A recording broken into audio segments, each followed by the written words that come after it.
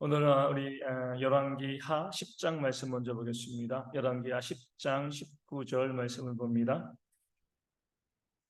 열왕기하 10장 19절 말씀, 우리 구약 성경으로 579면 580면이 있습니다. 열왕기하 10장 19절 말씀입니다. 제 말씀 읽어드리겠습니다. 그러므로 내가 이제 큰 제사를 바알에게 드리고자 하노니 바알의 모든 선지자와 모든 섬기는 자와 모든 제사장들을 한 사람도 빠뜨리지 말고 불러 내게로 나오게 하라. 모든 오지 아니하는 자는 살려두지 아니하리라 하니 이는 예후가 바알 섬기는 자를 멸하려 하여 계책을 씀이라. 아멘. 예후가 뭐 한 거죠? 하나님을 향한 열심을 가지고 이 바알을 섬기는 자, 이 바알의 선지자를 멸하기 위해서 오늘 말씀에 뭐라고요? 계책을 썼다, 이렇게 이야기하고 있습니다. 그러니까 이 바알을 섬기는 큰 집회, 대회를 열었습니다. 그래서 내가 바알을 잘 섬길 거니까 바알을 섬기는 자는 다 내게로 와서 모여서 우리 바알에게 우리 제사하자, 우리 크게 집회를 하자, 이렇게 이제 이스라엘에 있는 모든 지역에 그렇게 광고하고요. 그리고 나서 만약에 바알을 섬기러 오지 않는 자는 내가 죽이겠다, 이렇게 이제 이야기합니다. 목적은 뭐였어요? 그렇게 해서 모인 바알의 선지자를 한꺼번에 다 몰살하고자 하는 그런 계책을 세운 거죠. 이렇게 계책을 세우는 것이 과연 옳은 것인가, 우리가 봐야 됩니다. 어떤 것 같아요? 옳은가요? 목적은 선해요, 그렇죠? 우상을 섬기는 자들을 멸하는 겁니다. 그 목적은 선해요. 하지만 그 방법은 계책이라고 이야기했지만 뭐예요? 거짓말이죠, 그렇죠? 아무리 목적이 선하다고 해도요, 그 방법이 선하지 않고 그 방법 가운데 우리 거짓이 있다라고 하면 이것은 하나님께서 기뻐하시는 것이 아닙니다. 우리 모든 믿는 사람들이요, 너무나 쉽게 타협하고 있는 것이 바로 여기 있습니다. 선의의 거짓말이 이렇게 얘기해요. 거짓말하는 것을 너무나 당연하게 생각을 합니다. 또 하얀 거짓말 이렇게 이야기합니다.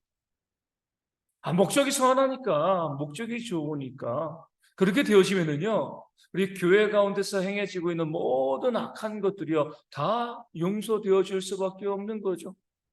아니, 하나님의 성전을 짓기 위해서 성도들로 하여금 빚지라고 하면은요, 은혜에서 대출을 받아가지고 교회 헌금하라고 하면은요, 목적이 선하니까 그 방법 우리가 다 용인해 줘야 되는 건가요? 많은 사람들이, 많은 목회자들이, 많은 성도들이 그 목적만을 바라보는 거예요. 그 목적이 선하니까 그 거짓말 좀 하면, 그 방법이 좀 문제가 있으면 뭐가 문제가 돼?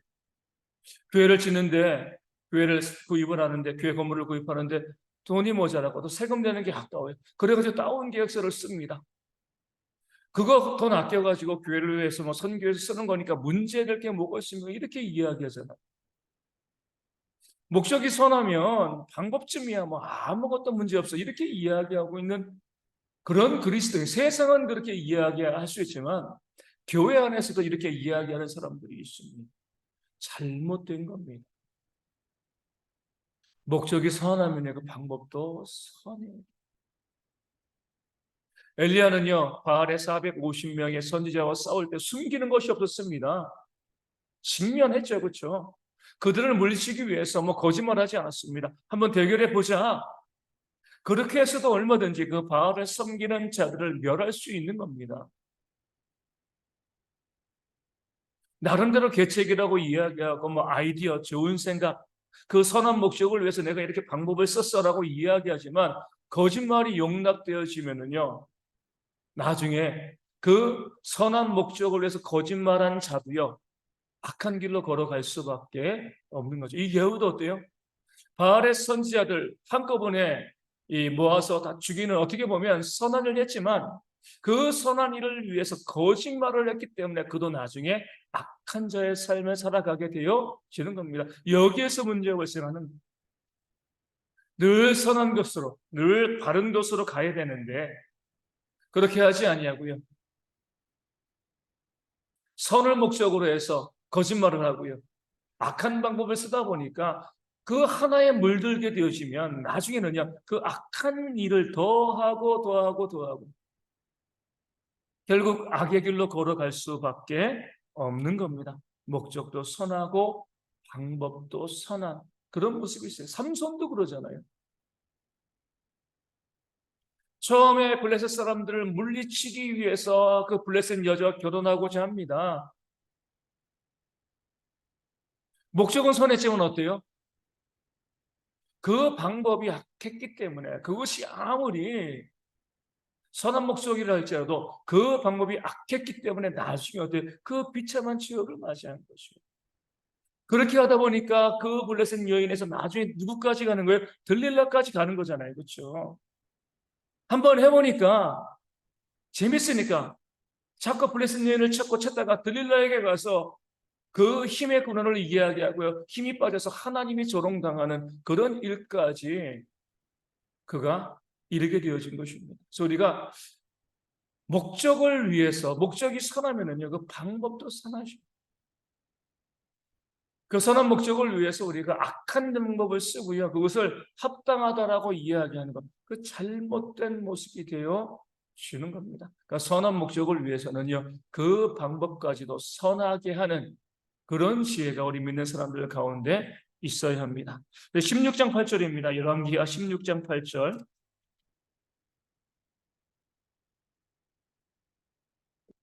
열왕기하 16장 8절. 아하스가 여호와의 성전과 왕궁 곳간에 있는 은금을 여다가 아수르 왕에게 예물로 보냈더니. 아멘. 이 아수르 왕이 어때요? 이 나를 도와달라. 그것을 위해서 아하스는요, 하나님의 성전에 있는 은금을 아수르 왕에게 보냈습니다. 그러니까 하나님의 것을 가지고 뭐 한 거예요? 세상을 섬기는 거죠. 자기의 이익 때문에. 자기 왕국의 것을 보내는 것도 물론 합당하지 않죠. 하나님 의지하면 하나님께서 그 적들의 침입에서 그를 도와줄 건데, 그 적들의 침입을 막기 위해서 아수르 왕에게 은금을 보내가지고 나를 도와달라, 이렇게 이야기한 그런 아하스 왕의 모습을 우리가 말씀을 통해서 보게 되어집니다. 하나님의 것으로 세상을 섬기는 것, 하나님의 물질로, 하나님의 소유로 세상에 항복하는 것, 세상에 아첨하는 것, 이런 일들이 아하스 가운데 있었기 때문에 하나님의 진노가 또 그에게 임하게 되어진 거죠. 우리 교회도 마찬가지입니다. 이 땅의 교회들도 마찬가지예요. 하나님의 것으로 하나님의 교회 물질을 가지고요, 어떤 분들은 정치권을 로비하기도 하고요, 그 하나님의 것을 가지고 자기의 욕심을 취하게 하고, 그 하나님께 헌신한 것을 가지고요, 자기 명의로 땅을 사고 아파트를 사고 집을 사고, 이런 일들이 교회 가운데 비일비재하게 벌어지고 있습니다. 하나님께 드리는 거잖아요, 이것이. 그 하나님께 드리는 것은요, 하나님을 위해서, 교회를 위해서 쓰는 겁니다. 그것을 가지고 세상을 섬기고 다른 일들 가운데 우리가 쓰는 것은요, 합당하지 않은 거죠. 하나님의 교회의 물질을 가지고 이 투기하고요, 투자하고 땅 사놓는 그런 사람들이 있으면, 그런 교회들이 있습니다. 그러면서 교회가 지혜롭다고 이야기하는데 지혜로운 거 아니죠. 교회는요, 했으면 했으면 그 모든 것을 가지고 하나님의 선한 일에 힘쓰는 그런 일 가운데 있어야 됩니다. 그럴 때 하나님께서 역사하시고 함께 하시는 거예요. 하나님의 것을 가지고, 우리 보면 뭐 정치하는 그런 목사님들 있잖아요. 그 하나님의 것을 가지고요, 여기저기 막 후원하면서 로비하면서 쓰는 경우들이 있습니다. 그 모든 것 악한 것이 되어지는 거예요. 우리 성도님들도 마찬가지입니다. 크게 보면 교회가 그러지만 작게 보면 우리 성도들도 마찬가지죠. 하나님께서 우리에게 쓰라고 주신 것은 어디에 딱 제한되어 있죠? 내 일용할 양식인 거예요. 그렇죠? 그 일용할 양식은 하나님께서 내게 주신 겁니다. 내게 쓰라고 주신 거죠. 일용할 양식 이상의 것은요, 그것은 다 하나님을 위해서 거룩한 일을 우리가 쓰는 것이 마땅합니다. 근데 내가 일용할 양식의 것을 내가 쓰고요, 일용할 양식 이상의 것도 내가 나를 위해서, 내가 더 잘 먹고 잘 사는 데 쓴다라고 하면 하나님의 것으로 세상을 섬기는 거죠. 하나님의 것을 도적질하는 것이 되어 지는 겁니다. 그래서 우리가 무엇이 하나님의 것인가, 내게는 것이 어떤 것이 하나님의 것인가 아시고 하나님께서 그것을 어떻게 쓰기를 원하시는가 아시고 그것을 온전하게 쓸 수 있는 그런 지혜들이 또한 우리 가운데 있어야 합니다. 17장 7절 말씀 보겠습니다. 열왕기하 17장 7절입니다. 이 일은 이스라엘 자손이 자기를 애굽 땅에서 인도하여 내사 애굽의 왕 바로의 손에서 벗어나게 하신 그 하나님 여호와께 죄를 범하고 또 다른 신들을 경외하며. 아멘. 이 일은 뭐예요? 북이스라엘이 멸망당한 거죠. 한 나라가 멸망당한 겁니다. 한 나라뿐 아니라 한 교회도 그러고요, 한 가정도 한 개인도 마찬가지입니다. 우리 가운데 멸망의 일들이 언제 발생하나요? 무엇 때문에 우리가 멸망의 일을 우리가 경험하게 되죠? 우리 죄를 범하기 때문에. 그 죄가 뭐예요? 우상 숭배입니다. 우상 숭배하게 될 때 그것이 죄로 이어집니다. 우상을 숭배하는 것은요, 하나님을 섬기지 않고 우상을 섬기는 거잖아요. 하나님을 섬기지 않으니까 뭐예요? 말씀에 순종하지 않죠. 말씀에 순종하지 않으니까 죄가 생기는 겁니다. 온갖 악하고 더러운 것들이 발생하게 되어지는 겁니다. 하나님을 섬기는 자는요, 하나님의 말씀에 순종하는 자입니다. 교회 안에 있어도요, 말씀에 순종하지 않으면 우상을 숭배하는 거예요. 그 삶의 죄가 나타날 수밖에 없습니다. 말씀에 순종하지 않으니까 죄가 발생하게 되어지고요. 죄가 발생하게 되어지니까 그 삶에 하나님의 진노와 심판이 임하게 되어지는 겁니다. 많은 사람들이 당연히 내가 하나님 섬기고 있습니다. 나는 우상 숭배하지 않습니다. 이렇게 이야기해요. 확인해 봐야 됩니다. 어떻게 확인해요? 말씀에 순종하고 있는. 순종하지 않으면요, 우상을 숭배하는 겁니다. 그 삶을 살피면 반드시 죄가 나타나게, 죄가 보여질 수밖에 없는 겁니다. 북이스라엘은요, 다른 것 때문에 정치적인 문제, 외교적인 문제 이런 것 때문에 멸망한 거 아니에요. 죄 때문에 멸망했습니다. 그 죄는 어디에서 시작되어지는가? 우상을 숭배한 것, 하나님의 말씀에 순종하지 아니한 것에서 그 죄가 시작되어지고 그 죄로 인해서 그 한 나라가 멸망하게 되어지는 거죠. 교회도 그렇습니다. 가정도 그러고요. 우리 성도들도 그래요. 죄로 인해서 우리가 무너집니다. 우리 하나님의 돌보심을 받지 아니하면 우리는 무너질 수밖에 없는 거죠. 그 하나님의 돌보심을 받는 것은 하나님을 섬기는 거죠. 그 말씀 가운데 순종할 때 하나님이 돌아보시고 거기에 하나님의 은혜의 역사 부어주시는 겁니다.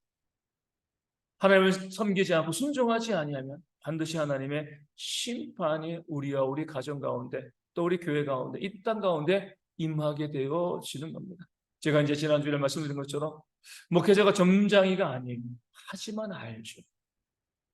그 삶에 하나님의 복이 임할 것인가 아니면 하나님의 심판이 임할 것인가.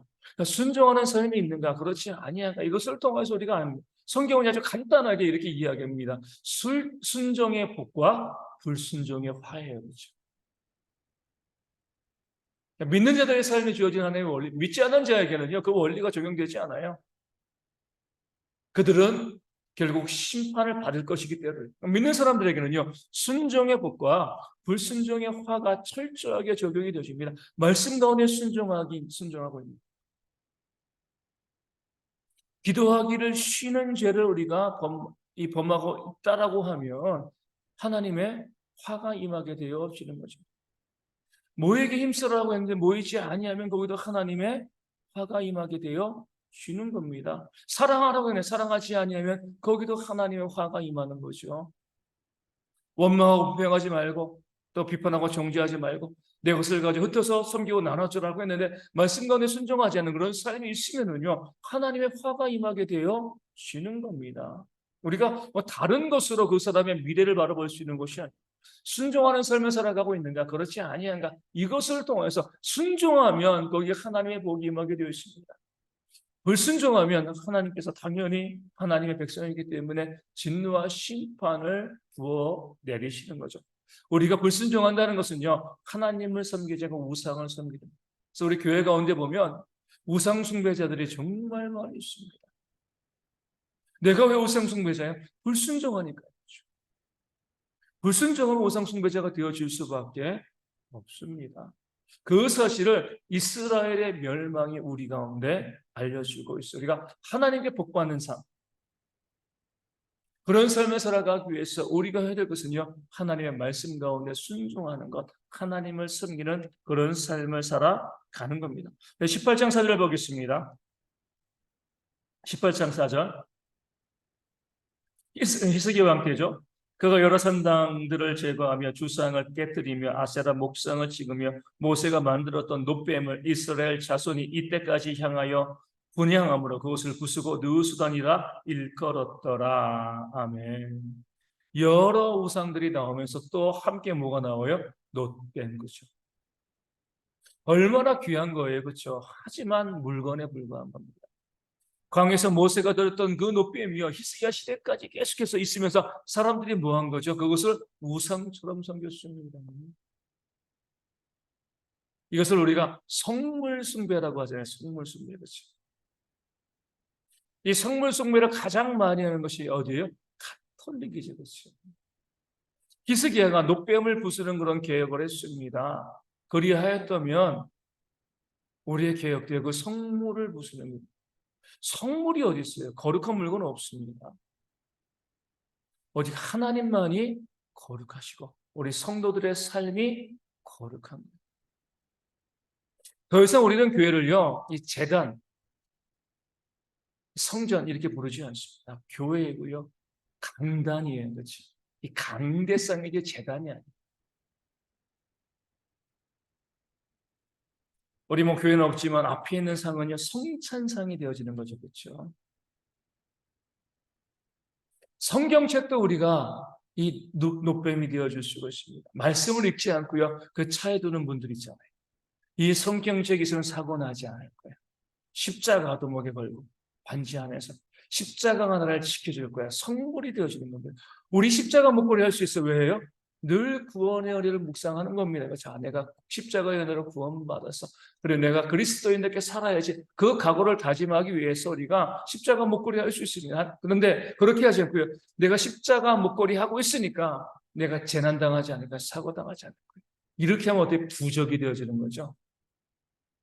아세라 목상만이 우상이 아니라 놋뱀도 우상이 되어지는 겁니다. 하는 이 성경책도요, 우상이 될 수 있습니다. 이 말씀을 우리로 하여금 읽고 묵상하라고 주신 거죠. 이 책 자체가 우상이 되어져가지고, 우리 성경책을 우리가 함부로 하는 생각 아니에요. 귀한 책이죠. 하지만 이것이 우리가 이것을 가지고 있는 것 자체로 내가 복받게 되어진다. 이렇게 생각하시면 안 돼요. 이 말씀을 읽음으로 우리 가운데 복이 임하게 되어지는 겁니다. 하나님의 말씀을 가지고 있는 책이기 때문에 우리가 함부로 다루진 않아요. 그렇죠? 함부로 버리는 하진 않습니다. 그럼에도 불구하고 우리가 이것이 우상이 되어지면 안 된다는 겁니다. 이 강단도 우상이 되어지면 안 되는 거죠. 그래서 우리가 히스기야가 그 놋뱀을 부쉈던 것처럼 우리도 개혁적인 마음을 가지고 오직 하나님과 그 말씀의 신앙생활 우리 가운데 있어야지 우리의 신앙이 바르게 되어지지, 어떤 물건을 가지고 어떤 사람을 신성시하고요, 우상화하는 그런 모습들이 우리 가운데 있으면 안 됩니다. 우리 또 18장 6절 말씀 보겠습니다. 18장 6절. 곧 그가 여호와께 연합하여 그에게서 떠나지 아니하고 여호와께서 모세에게 명령하신 계명을 지켰더라. 아멘. 하나님과 함께하는 건, 연합하는 건, 그게 뭐예요? 말씀에 순종하는 것, 그 계명을 지키는 거죠. 5절 보면 어때요?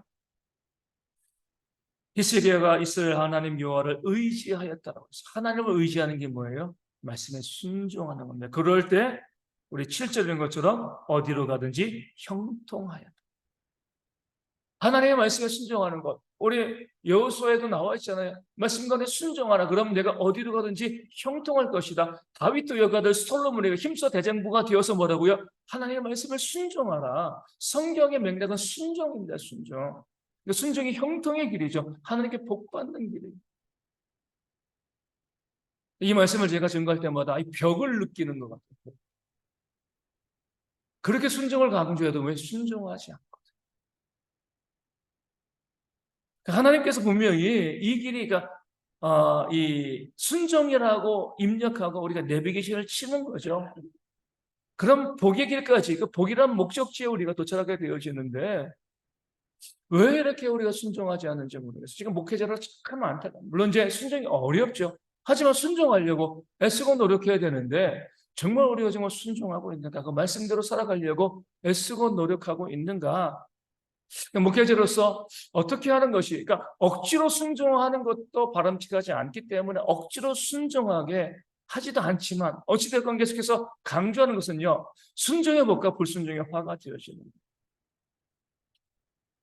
그럼에도 불구하고 여전히 불순종하는 모습들이 우리 가운데 있으니까 늘 그 안타까운 마음이 발생할 수밖에 없습니다. 말씀 가운데 말씀을 읽고요, 순종하면 너희는 먼저 그의 나라와 그의 의를 구하면 이 모든 것을 너희에게 더하시리라. 제가 지난주에 말씀드린 것처럼 과연 하나님이면 내게 복을 주시겠는가 생각해 보시오. 왜 내 삶에 복이 없습니까?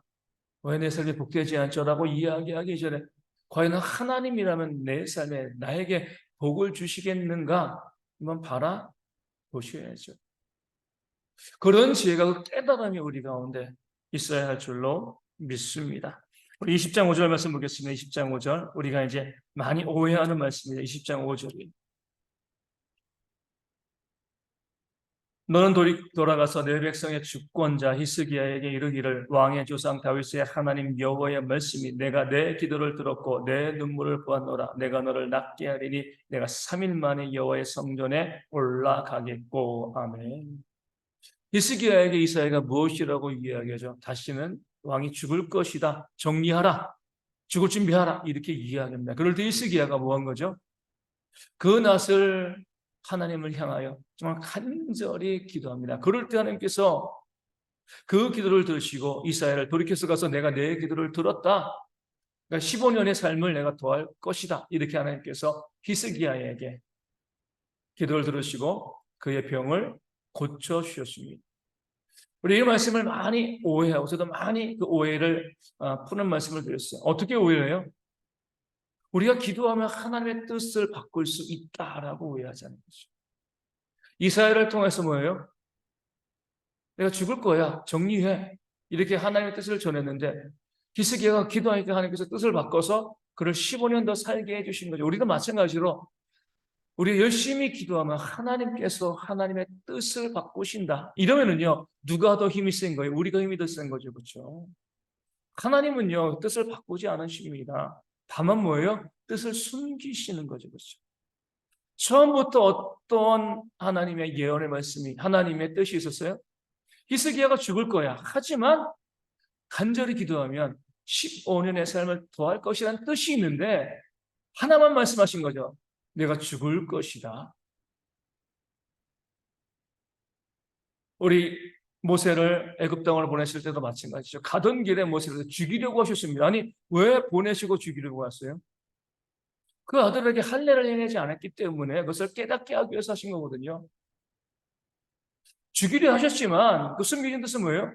죽이지 않는 거죠. 우리 요나도 마찬가지입니다. 니느웨에 대해서 무엇이라고 쳤어요? 이 성읍이 멸망할 것이다. 근데 거기 숨겨진 뜻은 무엇인 거죠? 회개하면 하나님께서 살려줄 것이다. 하나님의 뜻을 우리가 바꿀 수 없습니다. 다만 뭐예요? 우리는 성도들은 하나님의 숨겨진 뜻이 있을 수 있기 때문에 하나님의 말씀이 선포되어져도 간절히 기도하는, 부르짖는 거죠. 그렇게 하지 않으실 수도 있습니다. 하지만 하나님의 숨겨진 뜻이 있으면은요, 우리가 기도할 때 들으시고요, 우리를 죽음의 위기 가운데 그 죽음의 순간 가운데서 건져내셔서 다시금 살리게 하시는 그런 하나님의 역사가 우리 가운데 이루어지는 겁니다. 그러게 우리가 그 숨겨진 뜻을 생각하고요, 하나님께 기도하고 부르짖고 간구하되 하나님께서 어떠한 답을 주시건 그 답에 순종할 수 있는 그런 순종의 지혜가 또한 우리 가운데 있어야 됩니다. 함부로 우리가 내가 기도해서 하나님의 뜻을 바꿔서 말도 안 되는 소리, 그런 무엄한 말을 해서는 안 되는 겁니다. 하나님의 숨겨진 뜻을 발견했다. 하나님께서 그 뜻대로 이렇게 역사하셨다라고 우리가 이야기하는 그런 지혜와 겸손이 우리 가운데 있어야 합니다. 23장 13절 말씀 보겠습니다. 23장 13절 말씀. 23장 13절. 또 예루살렘 앞 멸망의 산 오른쪽에 세운 산당들을 왕이 더럽게 하였으니 이는 옛적에 이스라엘 왕 솔로몬이 시돈 사람의 가증한 아스다롯과 모압 사람의 가증한 그모스와 암몬 자손의 가증한 밀곰을 위하여 세웠던 것이며. 아멘. 이 산당들을 어때요? 다 파쇄한 거죠. 근데 문제는 무엇이냐면 왜 이 산당들이 그 히스기야 시대도 살아남고요, 왜 이렇게 오랜 시대, 요시아 시대까지 남아 있었는가? 왜 그래요? 솔로몬이 만들었기 때문에. 함부로 어떻게 보면 이 남유다의 제 1대 왕이라 뭐 1대 뭐 이제 르호보암 때 갈라졌지만 어찌되었건 이 솔로몬 때문에 이제 나라가 갈라진 거니까 어찌되었건 그 솔로몬은요 이스라엘의 3대 왕, 유다 족속의 두 번째 왕 다윗 솔로몬 해서 이스라엘 백성들이 너무나 존경하는 그런 왕이었죠. 그 왕이 세운 산당이니까 우상의 산당이라 할지라도요 허물지 못했습니다. 솔로몬이 이 죽은 솔로몬이 그 권위를 가지고요 그 백성 가운데 남아 있었기. 그런데 요시아는 어때요? 그런 선조의 권위와 선조의 전통을 바라보지 않고 오직 말씀만 가지고요 그 산당을 회포했습니다. 이게 참된 개혁이 되어지는 거죠. 참된 개혁은 오직 말씀, 오직 성경으로 돌아가는. 교회 가운데 보면은요, 이 예수님 시대에 있었던 그 장로들의 유전이 있습니다. 이 교회 전통과 관습들이 있어요. 그것이 있어가지고 그것을 마치 성경보다 더 우선시하는 교회들이 있다는 건데 정말 많이 있습니다. 다 잘못된 거예요. 성경에 어긋나는 것이라고 하면 우리가 과감하게 그것을 개혁해야 됩니다. 이 교단을 세우신 분이 이 교회를 개척하신 우리 목사님께서 이런 원칙과 이런 룰에 따라 가지고 교회를 세워가셨습니다.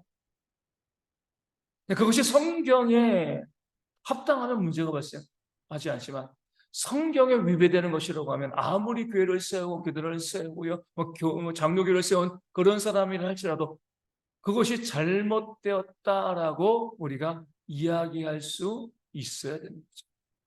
우리 이제 월요일 날 노알서 목사님을 이제 찾아가서 이런저런 이야기하다가 노알서 목사님이 그렇게 이야기하더라고요. 자기가 1956년도부터 서로여는 교회를 나가가지고 우리 교단을 세우신 이계실 목사님의 그런 이제 이 말씀을 성경 말씀 이제 설교 말씀을 계속 들으셨다는 거죠. 그러면서 이렇게 말씀을 하십니다. 우리 이계실 목사님 같은 경우는 평양신학교를 하셨기 때문에 장로교 전통 개혁신학을 가지고 있었다 이렇게 말씀을 하시더라고요. 노 목사님이 이렇게 말씀하시는 게 그러면서 내가 좀 이제 안타까운 것은 이계실 목사님 밑에 있던 교역자들이 너무 극단적으로 갔다. 이계실 목사님은 그렇게 하지 않으셨는데 그 밑에 있는 목사님들이 너무나 극단적으로 가서 성경에 좀 위배된 모습이 있었다.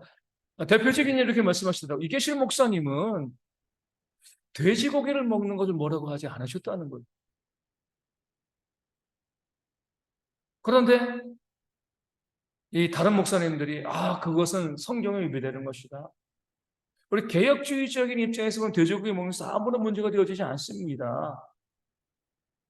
그럼에도 불구하고 이계실 목사님도 그렇게 하셨는데 다른 분들이 그렇게 하지 않으셨다는 거죠. 마치 그것이 이계실 목사님의 사상인 것처럼 그렇게 포장되어서 우리 교단 가운데 오랫동안 그것을 지배한 거죠. 제가 청년 때까지만 하더라도요, 돼지고기 먹으면 죄라고 이야기하신 분들이 많이 있었습니다. 근데 교단을 세우신 이계실 목사님은 그렇게 말씀하신 적이 없다는 거죠. 노 목사님, 내가 거의 20년 가까이 이계실 목사님의 설교를 쭉 들어오면서 또 질문하면서 그렇게 말씀하지 않으셨다. 본인이 직접 말씀을 하시더라고요. 그럼에도 불구하고요, 잘못된 교회 전통이 성경 말씀보다 더 앞서서 교회를 지배하는. 예전에 말씀드린 것처럼 제가 서울에 있는 교회에 있다가 이 교회 로비에 앉아가지고 오징어 먹고 있다고 혼났다니까요. 왜 오징어 먹냐고, 성경이 먹지 말라고 한 것은. 구약 시대에는 이스라엘 백성들의 구별함을 위해서 말씀하신 거죠. 신약 시대는 어때요? 하나님께서 베드로에게 환상 중에 그 먹지 못하신 생물을 보여주면서 하나님께서 깨끗하게 하신 것을 사람이 속되다 더럽다 하지 말라 말씀하셨습니다. 이방인들에게도 뭐예요? 우상의 제물, 목매단 것 이런 것 이외에 모든 것을 다 허용했습니다. 그렇죠? 그럼에도 불구하고 여전히 그 구약의 지라 그렇게 보면은 우리 이 제집 앞에 있는 하나님의 교회, 그 안식교 이런 사람들과 다를 바가 뭐가 있어요? 그렇죠? 그 사람들 이단이라고 이야기하면서 여전히 우리 구약의 관습대로 돼지고기 먹으면 안 되고 비늘 없는 거 먹으면 안 되고 이렇게 하다 보면은요 우리가 잘못된 신앙의 기초 가운데 서 있게 되어지는 겁니다. 근데 그것을 교회의 전통이고 교회를 세우셨던 분들이 해왔던 것이기 때문에 우리가 그것을 성경보다 앞세운다라고 하면 솔로몬의 산당을 그대로 유지하는 거죠. 요시아는 그 산당을 과감하게 부쉈습니다. 그래서 오직 말씀인 거죠. 하나님의 말씀을 보고요, 그 말씀 그대로 살아가는 그런 개혁적인 신앙이 교회 가운데 있어야 합니다. 우리 23장 23절 말씀 보겠습니다. 23장 23절. 요시아 왕 18제에 예루살렘에서 여호와 앞에 이 유월절을 지켰더라. 아멘. 요시아 왕 18년이죠. 그렇죠? 요시아가 몇 살이 왕이 됐어요? 8세에. 그러면 어때? 26살이죠. 그렇죠? 근데 보면 요시아가 성전에서 발견된 율법책의 말씀을 듣고 옷을 찢은 해가 몇 년이죠? 22장 3절에 요시아 왕 18째 해. 지금 1년 동안 지금 쭉 이루어지는 겁니다. 우상을 다 회파하고요. 유월절을 다시 지킨 것, 이것이 어때요? 요시아 왕 제18년에 이뤘습니다. 그 해 말씀을 듣고 1년, 2년 간 것이 아니고 말씀을 들은 즉각 뭐예요? 순종하는 거죠. 이게 바로 하나님께서 원하시는 순종입니다. 아, 말씀이 그래, 원수를 사랑하라 그랬어? 아, 그러니까 뭐 앞으로 사랑해야지, 이것이 아닌 거죠. 그것이 하나님의 말씀이라고 하면 그대로 어때요? 바로 순종하는 거죠. 그래서 사도 바울도 어때요? 다메섹으로 가는 도중에 예수가 그냥 미혹하는 인간인 줄 알았는데 거기서 예수님 만나고 예수님께서 하나님의 아들 그리스도이심을 깨닫고 난 다음에 뭐요? 바로 복음을 증거합니다.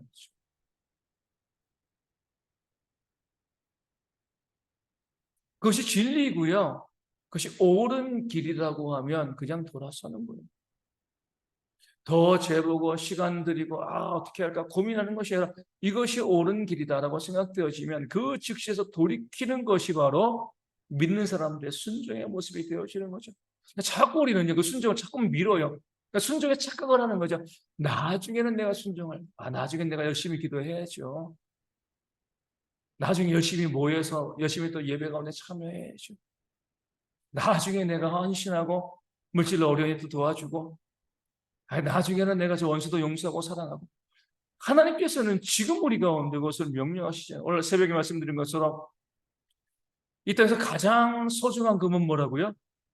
황금도 아니고 현금도 아니고 지금이라고 지금이죠. 지금이에요, 지금. 말씀을 들은 지금 우리가 순종해야 되는데 지금 나오지 않고요. 자꾸 미루고 미루는 것은요, 불순종입니다. 지금 그것이 옳다라고 생각되어지면 지금 헌신하고요. 지금 하나님께 나오고 지금 순종하는 그런 모습들이 우리 가운데 있어야 할 줄로 믿습니다. 우리 누가복음으로 가겠습니다. 누가복음 1장 45절 보겠습니다. 우리 신약성경 누가복음 1장 45절 말씀. 제가 말씀을 읽겠습니다. 누가복음 1장 45절입니다. 주께서 하신 말씀이 반드시 이루어지리라고 믿은 그 여자에게 복이 있도다. 아멘. 누구에게 복이 있어요? 하나님께서 하신 말씀은 반드시 이루어진다라고 믿은 여자에게 복이 있습니다. 계속 또 반복되어지는 거죠. 하나님의 말씀이 반드시 이루어짐을 믿으면 뭐하게 됐어요? 순종하는 거죠. 마리아로서도요, 이해가 처음에 이해가 안 됐습니다. 나는 남자를 알지 못하는 자입니다. 내가 어떻게 아이를 낳을 수 있겠습니까? 성령께서 너에게 임하셨다. 그때 그 말씀을 믿은 거죠. 이성적으로는 믿겨지기 참 어렵지만 그것이 하나님의 말씀이고 하나님께서 이렇게 이루실 것이라고 했을 때 마리아는요, 그 말씀을 믿었기에 그에게 복이 있는 거예요. 하나님의 말씀, 이 말씀이 그대로 이루어지라고 믿은 성도들에게 복이 있습니다. 믿으니까 순종하는 거죠. 그렇죠? 순종하지 않는다는 것은 안 믿는다는 거예요. 말씀은. 우리 계속 말씀드리면 불순종을 너무나 가볍게 봅니다. 그냥 순종하지 않는 것, 그냥 구원의 문제 직결되어지는 거예요. 정말 구원받은 사람은 순종할 수밖에 없습니다. 순종하려고 애쓰고 순종하지 못했을 때에 아파하고 회개할 수밖에 없어요. 근데 내가 순종에 대해서 너무나 가볍게 생각을 해요. 뭐 순종해도 좋고 안 해도 좋고 뭐 불순종 어쩔 수 없지 뭐 상황이 이러니까. 그럼 우리는요 그 사람이 순종하지 않네, 믿는 사람이 왜 순종하지 않 이렇게 바라보는 것이 아니라 구원받았을까 생각해 봐야 됩니다. 나더러 주여 주여 하는 자마다 다 하나님 나라에 갈 것이라고 말씀하셨습니다. 아무리 주여 주여 외치고 이 기도할 때 주여 주여 세 번 외치고 할렐루야 외치고 해도요 말씀에 순종하지 않고 믿지 아니하면 구원받지 않은 거죠. 이 땅에 한 800만 정도의 그리스도인이 있다고 봅니다. 정말 구원받은 사람이 8만 명이나 될까요? 그 말씀을 아시고 그 말씀대로 순종하고요 그 말씀대로 살아가는 그런 모습, 우리가 행위로 구원받는 건 아니지만 정말 믿음으로 구원받았으면 하나님을 믿는 자들이기 때문에 그 말씀을 믿을 수밖에 없고요, 믿으니까요 순종할 수밖에 없습니다. 순종은 선택이 아니거든요. 할 수밖에 없는 거예요. 우리가 숨을 쉴 수밖에 없잖아요. 그렇죠? 살려면 숨 쉬는 것이 선택이 아니거든요. 그렇죠? 숨을 쉴 수밖에 없는 것처럼 순종되어 할 수밖에 없는, 정말 구원받았다라고 하면, 그래서 우리가 순종에서 멀어지고 있다라고 하면 구원의 문제를 진지하게 생각해 봐야 하는 겁니다. 우리 2장 51절 보겠습니다. 누가복음 2장 51절. 2장 51절. 예수께서 함께 내려가서 나사렛에 이르러 순종하여 받드시더라. 그 어머니는 이 모든 말을 마음에 두니라. 누구로 순종했어요? 육신의 부모님. 그치? 하나님이시잖아요. 아무리 육신의 부모님이지만 본체가 하나님이십니다. 인간의 몸으로 오셨지만 그래도 하나님이신 거죠. 하지만 공생애사형 시작하기 이전까지는 어때요? 그 육신의 부모님을 순종하여 받들었습니다. 하나님이 인간을 섬기시고 하나님이 인간에게 순종하셨습니다. 그렇다고 하면 우리가 사람이 사람을 섬기고요, 사람이 사람에게 순종하는 것은요 지극히 당연하죠. 그렇죠? 하나님이 사람을 섬기셨잖아요. 그렇죠? 그럼 사람이 사람을 섬기는 것은, 하나님이 그렇게 큰 어려운 일을 행하셨으면 우리가 사람이 사람을 섬기는 것은 얼마나 쉬워요. 그럼에도 섬기지 않잖아요. 그렇죠? 그러면서 우리를 위해서 우리를 섬기신 그 예수님을 우리가 믿는다라고 이야기할 수 있는가? 정말 주님을 믿는 사람들은요, 주님께서 우리를 섬기신 것처럼 예수님께서도 그 제자들의 발을 씻겨주시고 내가 너희의 발을 씻겨준 것처럼 너희도 서로의 발을 씻겨주라, 섬기라 말씀하셨잖아요. 다들 우리는 뭐하고 있어요? 발만 내밀고 있죠. 내 발 씻어달라고. 정말 말씀이 우리 가운데 있는데 그 말씀대로 우리가 정말 살아가고 있는가? 다시 한번 살펴보셔야 됩니다. 6장 35절 마지막 볼, 누가복음 6장 35절 보겠습니다. 6장 35절입니다. 오직 너희는 원수를 사랑하고 선대하며 아무것도 바라지 말고 꾸어주라. 그리하면 너희 상이 클 것이요 또 지극히 높으신 이의 아들이 되리니 그는 은혜를 모르는 자와 악한 자에게도 인자하시니라. 아멘. 하나님의 아들, 지극히 높으신 이의 아들, 자녀, 구원받는다는 거죠. 언제요? 원수를 사랑하고 선대하는 겁니다.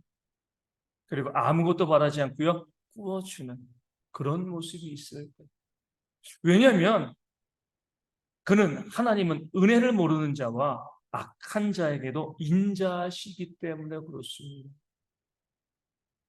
하나님의 온전하심이죠 뭐예요? 악인에게도 비, 악인에게도 해, 똑같이 악인에게도 공기를 주시는 거잖아요. 우리 믿는 사람들만 숨 쉬는 거 아니거든요. 비가 필요할 때 하나님 믿는 자의 밭에만, 논에만 비가 내리는 것이 아니라 악인의 밭에도 비를 내려주시는 분이 하나님이십니다. 이게 하나님의 온전하심입니다. 곡식이 잘 익도록 햇빛이 필요할 때 의인의 밭에만 하나님께서 해를 비치게 하시는 것이 아니라 악인의 밭에도 해를 비치게 하시는, 이게 하나님의 온전하심. 하나님의 온전하심과 같이 너희도 온전하라. 너희가 하나님의 자녀라면, 구원받았으면 너희 하나님께서 악인에게도 그렇게 선대하시는데 너희는 왜 악인들은 미워하고 너희가 사랑하는 사람만 사랑하느냐. 그러니까 우리가 하나님의 자녀, 하나님을 닮은 증거를 보여주는 것은요, 내 원수를 사랑하고 내가 꾸어지고 내가 받기를 기대하지 않는 그런 삶을 살아가는 그런 모습이 있을 때 우리 가운데 뭐가 있어요? 내가 하나님의 아들이 되는 겁니다. 성경은 끊임없이 우리로 하여금 원수를 사랑하는 것, 이것을 우리의 구원의 증거로 봅니다. 선행의 증거가 아니에요. 더 많은 복을 받는 그런 증거가 아니라 내가 구원받았는가, 구원받지 아니하였는가, 이 증거로 원수를 사랑하는 그런 모습을 우리가 되고 있습니다. 근데 우리는 어때요? 원수를 사랑하기는커녕 같은 가족끼리도 미워하고요, 같은 성도끼리도 미워하고 정죄하고 다투고 그러고 있지 않습니까? 끊임없이 제가 구원의 문제와 모든 것을 연결시킵니다. 정말 구원받은 사람들은요, 순종할 수밖에 없다고 그랬어요. 순종을 하는 게 아니라 순종할 수밖에 없어요. 그 순종의 말씀 가운데 원수를 사랑하는 말씀도 있습니다. 그 사랑하는 사람에 대해서 남에게 험담할 수 있나요? 비판하고 정죄하고 다투고 싸울 수 있습니까? 안 그러잖아요. 그렇죠? 우리 다시 한번 우리가 정말 내가 구원받은 자인가에 대한 고민을 하셔야 돼요. 순종으로 보는 겁니다. 순종. 다른 것으로 보는 게 아니에요. 그 순종을 통해서 내가 정말 구원받은 자인가? 가장 중요한 바로미터가 바로 원수를 사랑하는, 그런 마음이 우리 가운데 있을 때 우리가 정말 구원받은 백성. 그래서 예수님께서 하신 말씀을 다시 한번 우리가 생각하게 되어지는 거죠. 인자가 올 때에 믿음을 보겠느냐, 믿는 자를 보겠느냐. 절망적인 말씀이죠, 그렇죠? 예수님 재림하실 때도 여전히 땅 가운데 많은 교회들이 있을 겁니다. 하지만 주님께서 과연 내가 믿는 자를 볼 수 있겠느냐, 말씀에 순종하는 자를, 원수를 사랑하는 자를 내가 볼 수 있겠느냐. 주님께서 우리 가운데 한탄하시는 거죠. 정말 내가 이 땅의 삶이 전부가 아니라 영생을 바라고 마란타의 삶을 살기를 원하신다면 순종하십시오. 다른 길이 없습니다. 이 말씀 그대로 제 이야기가 아니라 하나님의 말씀을 읽으시고 묵상하시고요, 말씀에 기록된 그대로 순종함으로 구원의 길을 걸어가는 그런 지혜가 우리 모든 성도 가운데 있어서 늘 기도하지만 하나님, 이 대형교회에서 만난 모든 성도들이 나중에 다 하나님 안에서 영생에서 만나기를 소망합니다. 이런 기도가 우리 가운데 이루어지기를 소망합니다.